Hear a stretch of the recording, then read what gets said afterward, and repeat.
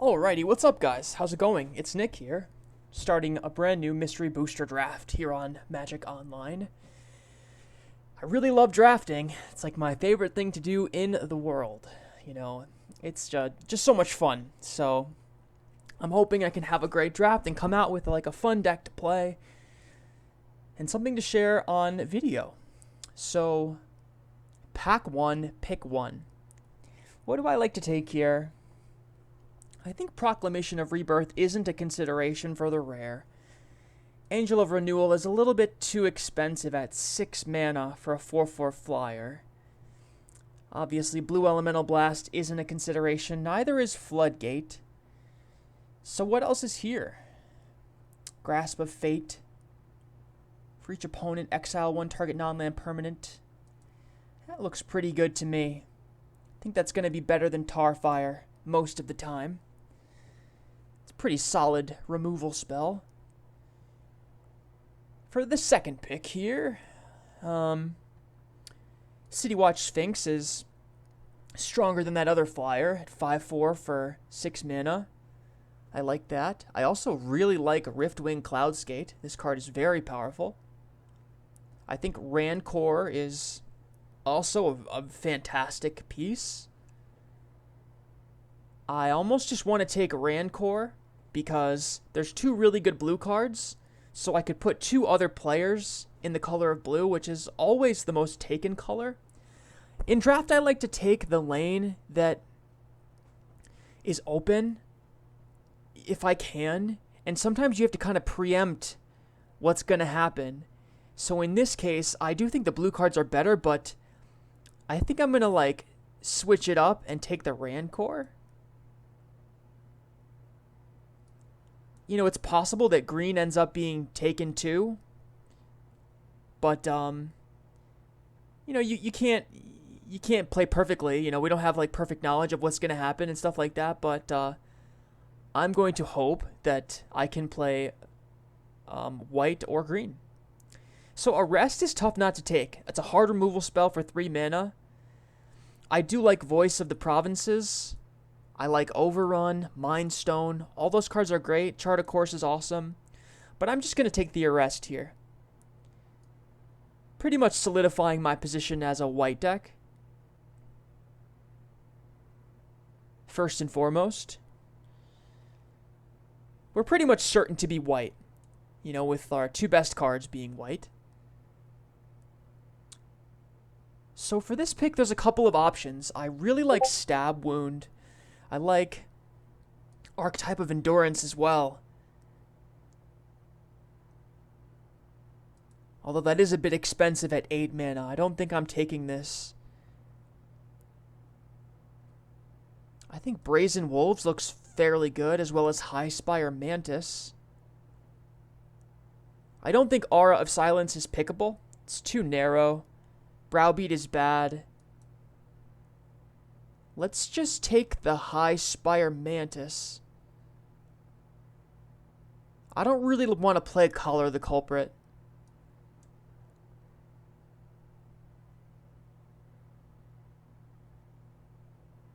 Okay. So there's Darksteel Mutation. Enchanted creature is an insect. Artifact creature with base power and toughness 0/1 and has indestructible. Well, that's kind of tough. I don't like this very much. It gives them a permanent blocker. It's not as good as I hoped it was. There's Resurrection. That's kind of interesting. Hypothesis looks very good. Draw 2 cards. Discard a non-land card. Deals 4 damage to target creature. This is very good. Maybe we could play a Jeskai deck. Splashing for Hypothesis.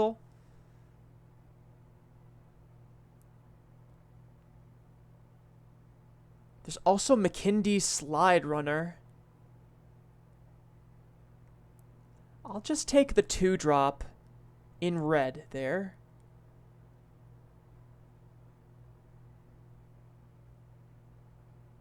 Alright, so our choice to pick red-white cards is kind of getting vindicated here. Because we're seeing a lot of red-white creatures that are solid. Furnace Whelp is good. So is Core Sky Climber and Thresher Lizard. I like all of those cards. The question is, which one is the best? Especially for us. I'm going to lean towards the Furnace Whelp because it has flying and the ability to pump out a lot of damage. I'm just going to take that here. I do need 3-drops, like a bit more, but I think Furnace Whelp is better. Okay, so, like I said, it's nice to see things that are in our colors coming back around, like Aven Sentry, or Aven Sentry probably is more how you pronounce it. This card is great. 3/2 flying for 4. That's exactly what we want, especially to see Voldaren Duelist. You know, this card is great too, but I'd much rather have the 3/2 flying for 4. So it's a really great sign to see all these things coming to us, you know, like a bunch of red-white creatures. That's exactly what we're hoping to see. Okay, wow. And it continues to flow. So, Bloodstone Goblin is good, but Pegasus Courser is amazing. This is the 3-drop of dreams. You play a 2, and then you play Pegasus Courser on 3, and all of a sudden your opponent is in a lot of trouble, because they can't block in the air most likely, and let's say you have a removal spell like Grasp of Fate or Arrest, you can just lock down their flying blocker and win the game quite easily. There's a Zealot of the God Pharaoh. This card's pretty good too, but Pegasus Courser is like a tier 1 pickup, and to see Angel of Renewal come back around, also a great sign. Yeah, it's expensive at 6 mana, but this is something that I could see including in this deck to top off the curve. I think these formats are generally pretty slow. It's tough to build an aggro deck because a lot of the time you don't want to play the 2-drops that get invalidated quite quickly, and there aren't enough good 2-drops to you know, not run bad ones. That's kind of a convoluted way of saying it's like tough to build an aggro deck in this particular format. A Youthful Knight comes back? Whoa, let's go. 2/1 first strike for 2? Like, wow, that's awesome. It means that white is an open color, and that's a really good sign for us. Okay, we'll take Hulking Devil. Hopefully we won't have to play this. 5/2 for 4 is kind of a bad stat line, but, you know, we're getting to the end of pack 1. It's to be expected that we're going to have, like, you know, fewer cards to pick from. So I think Browbeat isn't exactly playable. Maybe it would make a deck, but it's definitely better than Steam Flogger Boss. Maybe it's not. I think it's kind of close, but I'll take the Browbeat. Alright, Core Sky Climber. Really happy to see that. Just to see any 3-drop creatures come back around, I'm quite happy with that.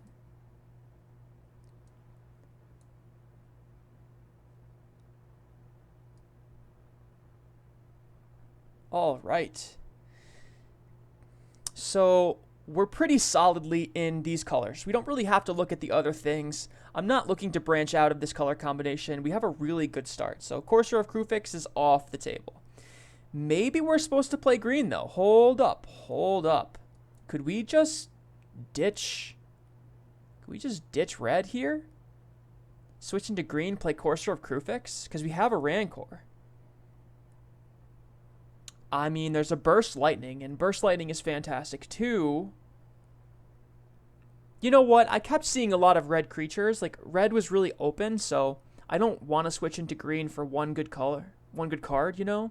I do have Rancor, and I'd love to play it, but I think I can live without that. Also, Courser of Krufix isn't the best in aggro decks. I mean, it's not much worse than in, like, a mid-range or control deck, but it's not great. Like, that stat line isn't what you want in a pressure-oriented, you know, rush-down strategy.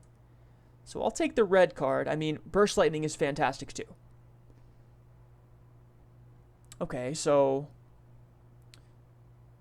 couple different options. Guerrilla Tactics, 2 damage to any target. When a spell or ability causes you to discard it, you can deal 4 damage to any target. So, I mean, it's a consideration, but 2 damage isn't going to be enough a lot of the time. I love Blastoderm. I played, like, constructed decks with this back in the day. Gives me a lot of nostalgia to see Blastoderm. And Rancor, for that matter. I could just see taking Dawnglare Invoker 2-1 flying for 3 is really nice. Maybe we see Valley Dasher come back. I would like to play this, but obviously having to attack every turn is a big drawback. I think Guerrilla Tactics may be the correct choice, but I'm not going to take that here. I'm going to take the Dawn Glare Invoker.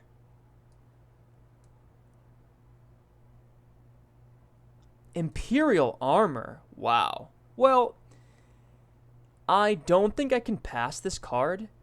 It's simply fantastic. Let's say you're on the draw and you play like a turn 2 Youthful Knight, right? So you untap, play a land, play Imperial Armor and give it +5/+5. Swing and, deal 7 damage. That's just so good. It's just so good. Like, yes, it's tough to cast, and it can be conditionally bad, like in the late game, sure. But my god, when it's good, it's just unbelievable. So, even on the play, I mean, it's just so fantastic.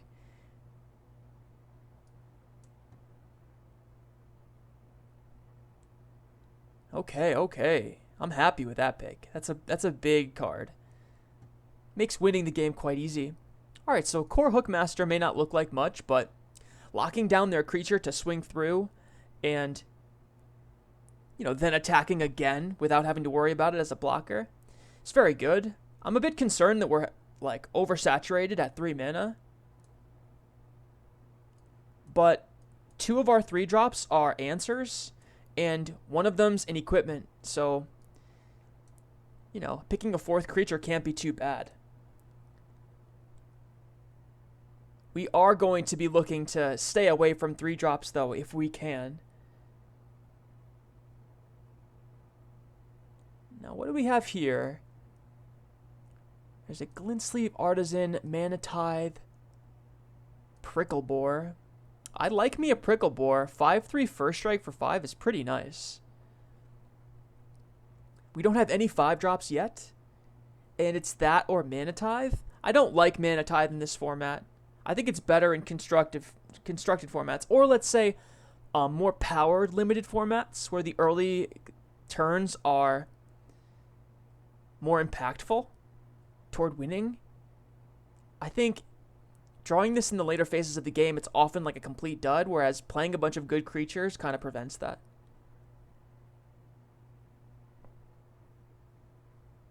So we have some options. Healer's Hawk is okay. I'm not a big fan of it. I'd rather play Excoriate. And I'm getting, a little bit disappointed that I didn't go for the green splash, because Kasali Pride Mage would be good. I need to look up what Dethrone does.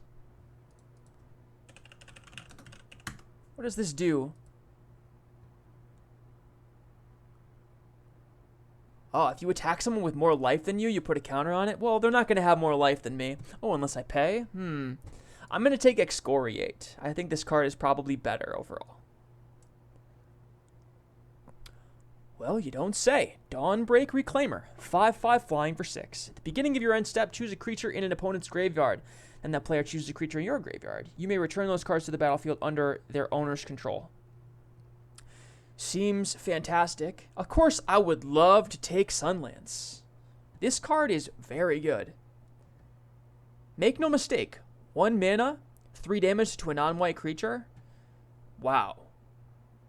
I'm very disappointed I can't have both of these cards, but obviously I'm going to take the gigantic, huge threat in limited over the 1-drop sort of limited removal spell. I think that's got to be correct. Okay, Expedition Raptor. I know that I want this. I know that to be true, so I'm just going to take it. Cliffside Lookout is certainly playable. It's a nice 1/1 because it provides some utility later on in the game. It makes blocking your team really hard when you could just pump them up. It's a nice mana sink. Sort of ensures that you're not going to run out of things to do with your mana later on in the game, which red-white aggro decks can certainly struggle with. I don't think I want Healing Grace over Cliffside Lookout. And we get our Valley Dasher back, which is awesome. Weird to see a Blastoderm not taken. It's not that weird. I don't think people like Blastoderm as much as they should. They see fading and they say, okay, this creature isn't permanent, so it's not good. But it's actually quite good. I mean, if you haven't ended the game a few turns after playing Blastoderm, you probably would be in trouble anyway. So with this pick, it's kind of difficult because I think Eddy Trail Hawk might be good enough. It jumps other creatures into the sky twice. But I think I'm going to take Orcish Oriflamme or Oriflame. No, I'm taking the Hawk. I think it's better. Only just because I know I'm not playing Orcish Oriflamme. Alright, so Mana Tithe or Glint Sleeve Artisan. I'm going to take Glint Sleeve Artisan. I don't really want Mana Tithe. Like I said, I think it's kind of bad in a lot of situations. And you want to avoid playing cards that are dead in the later phases of the game. And while Mana Tithe is fantastic sometimes, and maybe it was the pick there, I just don't want to get burned on it. You know, I'll be honest.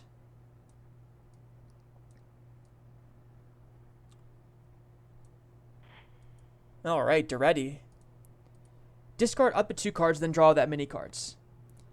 Second artifact. If you do, return target artifact from your graveyard to the battlefield. Yeah, I can't really pick this. I don't have enough artifacts. I'm not going to be able to make very good use of it. So that can't really be the pick. Carevex Torch is interesting.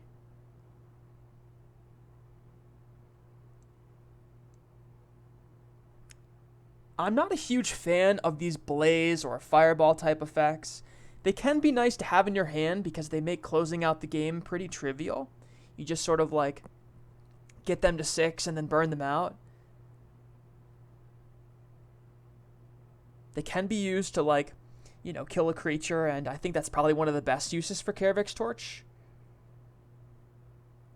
I will take it here, but I don't love the card that much. I'd rather take, like, a creature first pick there.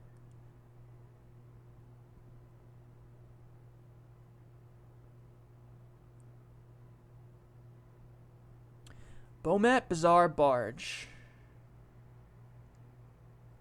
I'm not taking Star of Extinction. We're playing too many creatures to make great use of it. It's probably going to destroy our creatures as much of the time as it is going to save us or, you know, kill our opponent's creatures. I think Isolation Zone looks pretty sweet. 4 mana hard removal spell. It's got to be the pick for us.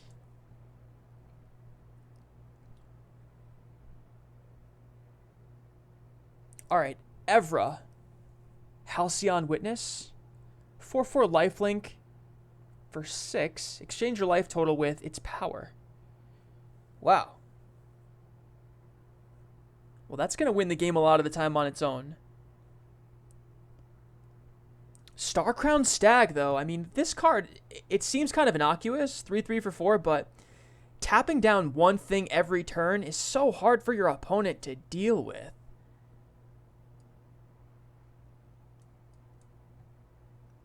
Man, do we really need another big 6-drop threat? Like, no, we have a lot of that already. I'm going to take Starcrowned Stag, and this is an instance where many other players are going to do something different. They're going to take Evra because it's huge and it's powerful and it wins the game on its own. But I'm not going to do that. I'm going to invest in the other cards I've already taken. I'm playing a lot of great 3-drops, so all you really need to do is play Starcrowned Stag after a great 3-drop, and you usually win the game. So I'm going to bet on that over betting on, like, getting to 6 mana and winning then. So Boros Reckoner is fantastic. I don't think I can ever, you know, pass this. You know, there's a bunch of other good things here, like Take Vengeance or a Crowan Sergeant. I'd be happy to play those cards too, but Boros Reckoner's sweet. It's fantastic, so we'll just take that.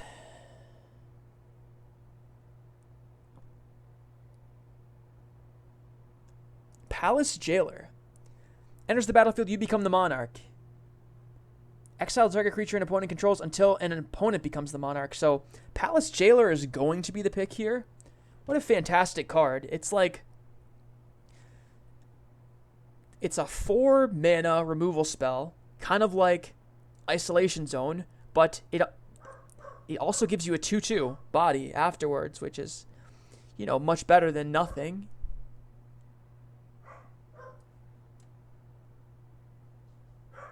So that's pretty sweet.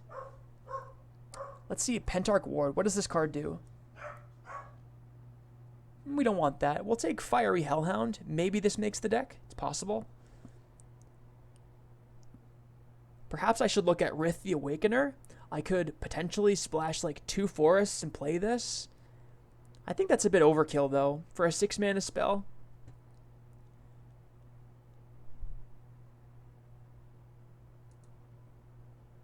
I'm probably not playing Fiery Hellhound though. It's just like too many 3-drops, I think. But it is what it is. Alright, Doomed Traveler. Or Bomber Corp. Whenever this and at least 2 other creatures attack, it deals 1 damage to any target. Well, that's very good. There's also a Terminate, Read the Bones. Black looks pretty open in this situation.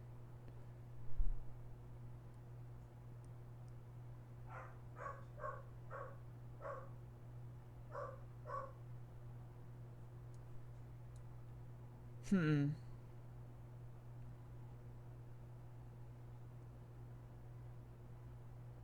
think I want Doomed Traveler. I think this is better than Bomber Corp.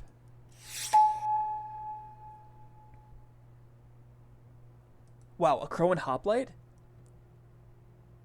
Wow, well that's a huge flagship card for this archetype. It's like our 2-drop. It's +X plus O, when X is the number of attacking creatures. It makes our Eddy Trailhawk much better. Our Pegasus Courser, like, fantastic. Let's go.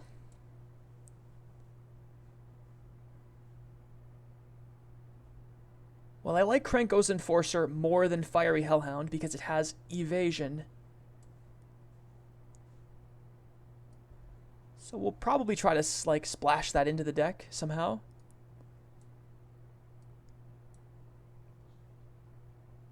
Pillage can be very good, but I think this is a Guided Strike.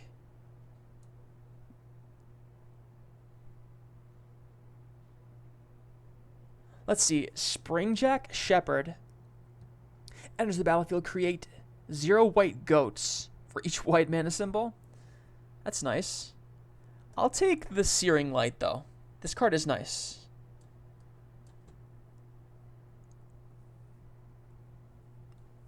Thran Golem? No, I can't play that, right?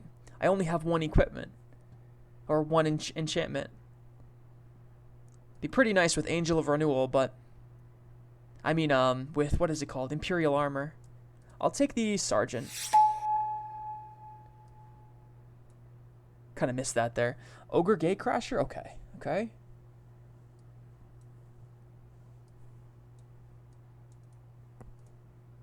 And we got the Bomber Corp back. Okay. 34 cards here. Which means we have to cut like 10 cards, 11 cards.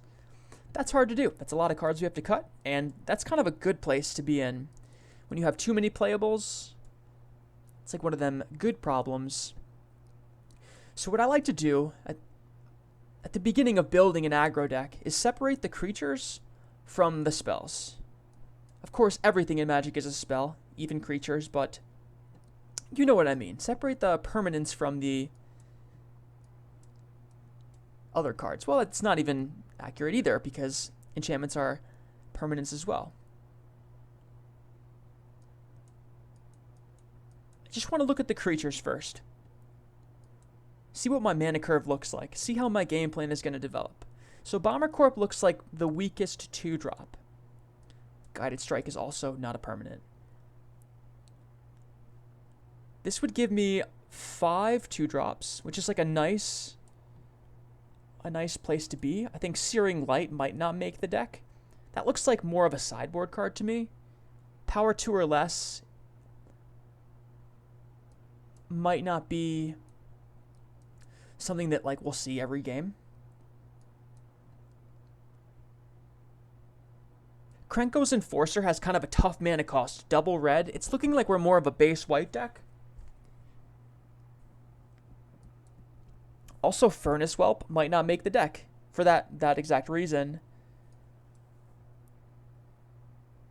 Given that we have such good density, I think it's worth sort of leaning in one direction as far as colors are concerned, cutting the unnecessary red cards. I do think that Valley Dasher looks conditionally bad, having to attack each combat. We may not want to have to worry about that. It's possible that just playing Bomber Corp is better, but I'm not so certain about that. Of course, Valley Dasher can be fantastic, especially with things like Core Hookmaster to lock things down, Pegasus Courser to jump it. 29 cards in this main deck. Let's take out Guided Strike. Definitely don't need to play that. Excoriate seems a bit too conditional for 4 mana. We have such good removal spells in Isolation Zone, Palace Jailer, Arrest, Grasp of Fate. All of those are unconditional, like, solid lockdown removal spells. We don't need to play Excoriate. I think it would be overkill. Imperial Armor is fantastic here. Just putting it on a flyer and winning the game. Starcrowned Stag is, like, a fantastic 4-drop. Expedition Raptor, Prickle Boar. All these cards are fairly good. I think maybe Kaervek's Torch could be a cut. This is 26 cards. I could see cutting the Cliffside Lookout or the Doomed Traveler. We don't need those cards. I think Doomed Traveler is better in defensive decks where it chump blocks and comes back as a token, because attacking with a 1/1 is often not even doable. I think Cliffside Lookout looks kind of bad as well. Maybe we could just play 16 lands plus this. I think I want to play 17. Is there a man? There's a mana cost I should cut. It's probably in the 3-drop slot. Like Core Sky Climber could maybe go. We have a lot of 3-drops. Almost certainly too many if you count like our enchantments. I think Glint Sleep Artisan looks like a better card than Core Sky Climber, although being able to jump this into the sky later on is pretty nice. Maybe we cut the Artisan, play the Sky Climber, because that's kind of nice. Like, being able to jump it into the sky, that's good.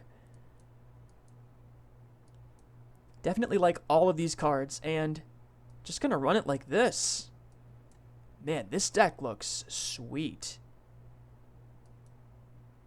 Maybe Eddy Trail Hawk is not where we want to be. But it is pretty nice. I mean, 1/2 flying for 2 is not... It's not anything to write home about, but it carries an Imperial Armor just as well as any other creature. And being able to jump things into the sky is pretty valuable. I'm not huge on this card, but I do think I want more 2-drops. Perhaps Kaervek's Torch should make it into the deck. I mean, this is going to close out a lot of games. Yeah, I should be playing Kaervek's Torch. I think that's got to be correct. I think Eddy Trail Hawk is like the weakest card.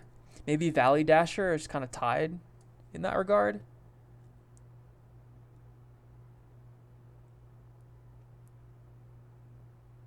But I think this looks pretty good. So let's count our red cards here. 1, 2, 3, 4. Boros Reckoner doesn't really count because we can just play it off of white mana. You know, we don't need mountains for this. So 1, 2, 3, 4, 5, 6, 7.